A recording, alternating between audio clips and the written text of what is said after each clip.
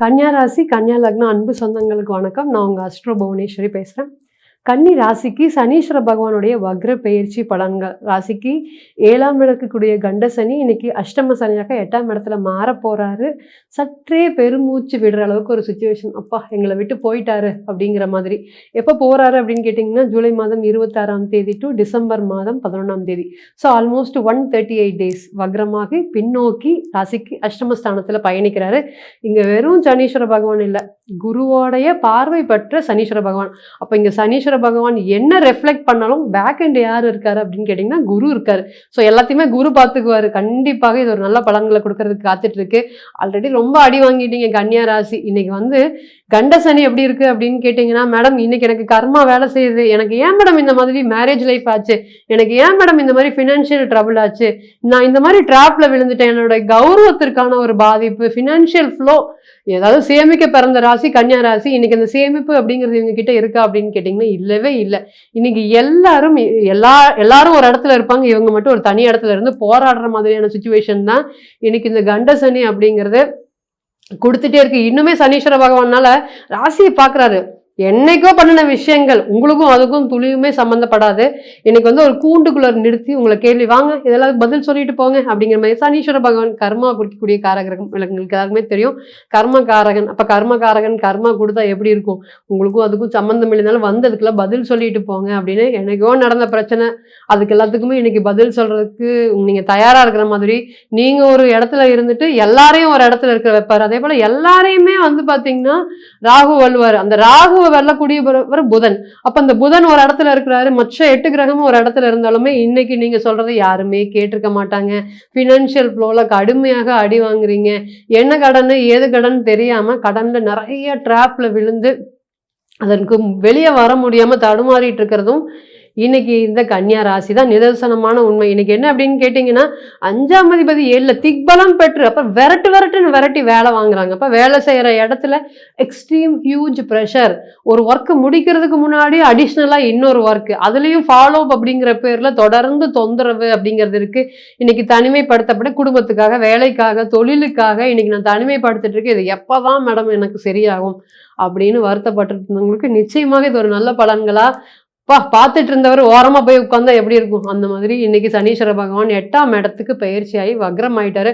First நிம்மதி பெருமூச்சு. கன்னியை பொறுத்த வரையும் சனீஸ்வர பகவான் படாத பாடுபடுத்திட்டாரு. இன்னைக்கு அவங்க ரொம்ப கஷ்டப்படுறாங்க. அவங்களுக்கு இருக்கக்கூடிய திறமைகள்ல 1% கூட இன்னைக்கு அவங்க வெளிக்காட்டவே முடியல. ரொம்ப ரொம்ப ரொம்ப நல்லவங்க, எல்லாருக்கும் நல்லது நினைக்கக்கூடியவங்க, எல்லாருக்கும் ஹெல்பிங் அப்படிங்கிறது ரொம்ப அதிகமா கொடுக்கக்கூடியவங்க. ஒரு ஜாதகத்தை பார்க்குறோம், ஒரு பையன் வரான் ரீசெண்ட் டைம்ல. ஜாதகத்தை பார்த்தோன்னையும் ஃபர்ஸ்ட் கேட்கக்கூடிய கேள்வி அப்படிங்கிற, தம்பி உன்னை பத்தி கேட்க வரல நீ அப்படின்னா. ஆமாக்கா என்னை பத்தி கேட்க வரல, என்னோட தக்கா நல்லா இருப்பாங்களா, என்னோட தங்கச்சி நல்லா இருப்பாங்களா, எங்க அம்மா நல்லா இருப்பாங்களா, என் தங்கச்சிக்கு கரியர் நல்லா இருக்குமா, என் தங்கச்சி நல்லா கல்யாணம் பண்ணுவாங்களா அப்படின்னு. ஸோ எப்பவுமே தன்னை விட மற்றவங்களுக்கு அதிக முக்கியத்துவம் கொடுக்கக்கூடிய கிரகம் புதன்.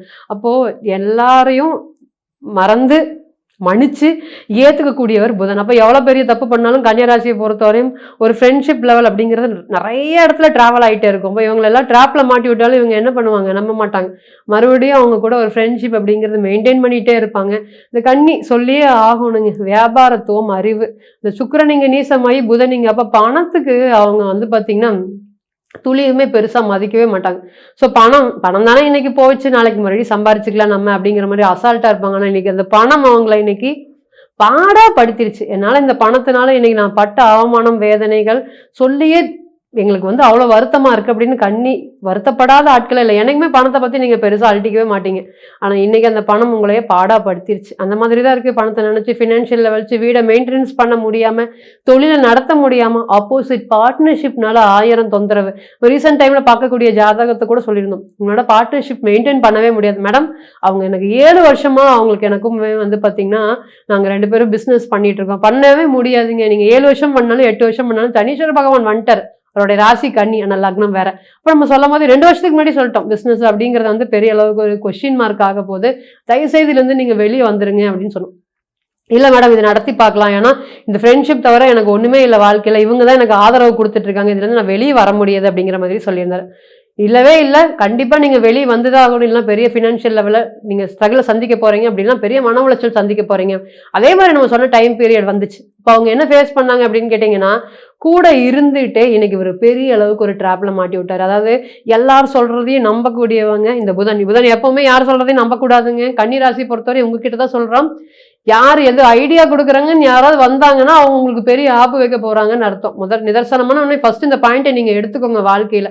ஸோ இந்த மாதிரி ஐடியாஸ் அப்படிங்கிறது ஏன்னா நீங்களே ஐடியா ராசிக்கு பிறந்தவங்க. ஸோ உங்களுக்கு இன்னொருத்தர் ஐடியா குடுத்தா அது ஒர்க் அவுட்டே ஆகாது. கடைசியில அது ஒரு பெரிய அளவுக்கு நெறைய ஃபினான்ஷியல் லாஸ். அதாவது புத்தி அப்படிங்கிறது வந்து நீங்க சரியா பயன்படுத்த முடியாத போது, இந்த 7ஆம் இடத்துல இருக்கக்கூடிய சனீஸ்வர பகவான் உங்களுக்கு நெறைய இன்வெஸ்ட்மென்ட் சம்மந்தப்பட்ட விஷயத்துல பெரிய அளவுக்கு அவசரப்பட்டு பொறுமை இல்லாம நெறைய இன்வெஸ்ட்மென்ட் பண்ணியிருந்தேன். அந்த இன்வெஸ்ட்மென்ட் எல்லாம் இப்ப காணாம போயிருச்சு. இன்னைக்கு 7ஆம் இடத்துல இருக்கக்கூடிய சனீஸ்வர பகவான் திக்பலன் பெற்ற ராசி பார்க்கறதுனால எல்லாமே மைனஸ்ல தான் இருக்கு.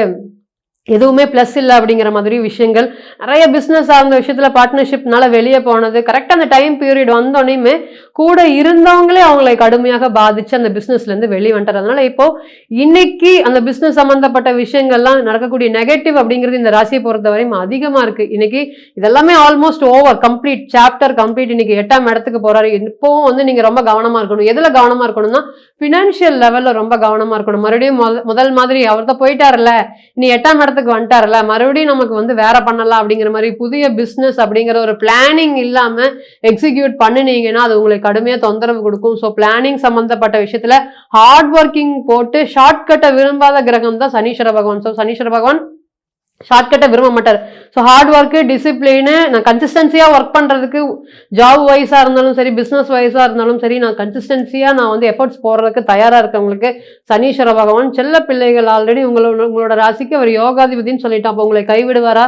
கைவிடவே மாட்டார். அப்போது நிறைய பிஸ்னஸ் அப்படிங்கிற ஐடியாஸ் வச்சுருக்கேன், அதை எக்ஸிக்யூட் பண்ணலாமான்னு இந்த நேரத்தில் பண்ணலாம். ஆல்ரெடி ஒரு இன்கம் இருக்குது, இந்த இன்கம்னால தான் எனக்கு இவ்வளோ பிரச்சனை வந்திருக்கு, நான் பேச்சு வாங்காதவங்க கிட்டலாம் இன்னைக்கு வாங்கிட்டேங்க, இனி இந்த passive income one more additional income நான் உருவாக்குறதுக்கு காத்துட்டு இருக்கேன், அதுக்கு உண்டான ஐடியாஸ் அப்படிங்கறத பண்ணலாமா, லீடர்ஷிப் குவாலிட்டி பில்ட் பண்ணலாமா, நிறைய இன்னைக்கு எனக்கு கமெண்ட்ஸ் வந்திருக்கு, நீங்க வந்து ஸ்கில்ஸ் அப்கிரேட் பண்ணி ஆகணும், நீங்க விரும்பினாலும் விரும்பாட்டியும் இந்த நேரத்துல சனீஸ்வர பகவான் உங்களுக்கு ஸ்கில்ஸ் அப்கிரேட் பண்ணி வைப்பாரு. நிறைய புது ஆப்பர்ச்சுனிட்டிஸ் கண்டசனி காலத்துல வேலையில வந்து விட்டுட்டு வெளியே வந்துட்டுமா வேண்டாமா அப்படிங்கிற மாதிரி பல யோசனைகள் குடும்பத்துக்காக இன்னைக்கு அது எல்லாத்தையுமே சகிச்சுட்டு கேட்டுட்டு இருக்கீங்க.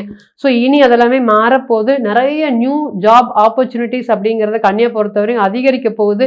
நெட்வொர்க் எக்ஸ்பான்ஷன் அப்படின்னு சொல்லக்கூடியது உங்களை சுற்றி இருக்கிறவங்களும் இங்கே வேலை இருக்கு பாருங்க, அங்கே வேலை இருக்கு பாருங்க அப்படிங்கிற மாதிரி நிறைய உங்களுக்கு ஆப்பர்ச்சுனிட்டிஸ் அப்படிங்கிறது கிடைக்க போகுது. ப்ளஸ் பிஸ்னஸ் அப்படிங்கிறது சொல்லியே ஆகணும். புதிய பிஸ்னஸ் 8ஆம் இடம்ங்கிறது மறைமுகம் சார்ந்த வியாபாரம். அப்போ நான் பொதுவாக எக்ஸ்போர்ட் பண்ணலான் இருக்கேன், இம்போர்ட் பண்ணலான் இருக்கேன், அதில் இங்கே கொண்டு வந்து ஷேர் பண்ணலான் இருக்கேன், ட்ரேட் பண்ணலான் இருக்கேன் அப்படிங்கிற எண்ணத்தை எல்லாமே ரொம்ப அதிகமாக கொடுப்பாரு. ஸோ அதை சார்ந்த விஷயத்தில் முன்னேறதுக்கு இது ஒரு நல்ல டைம் பீயிங்காக இருக்குமா அப்படின்னு கேட்டிங்கன்னா இருக்கும். 8ஆம் அதிபதி 2ஆம் இடத்தை பார்க்குறாரு.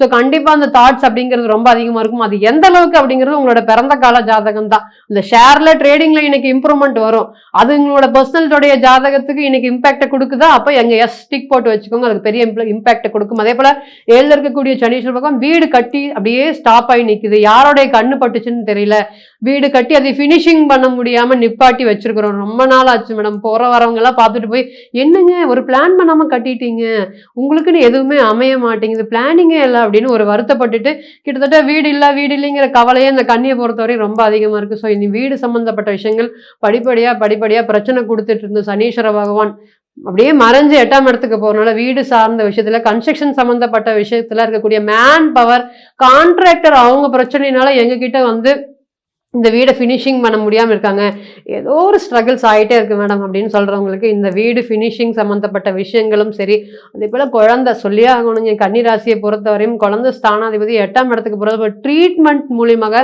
கன்சீவ் ஆகிறதுக்கு இந்த நேரத்தில் ரொம்ப அதிகமாக சான்சஸ் இருக்குது. ஏன்னா இந்த நேரம் ப்ரெஷர் அப்படிங்கிறதுனால நிறைய தைராய்டு சம்மந்தப்பட்ட இஷ்யூஸும் ஹார்மோன் சம்மந்தப்பட்ட இஷ்யூஸும் கன்னி அதிகமாக ஃபேஸ் பண்ணிட்டு இருக்காங்க.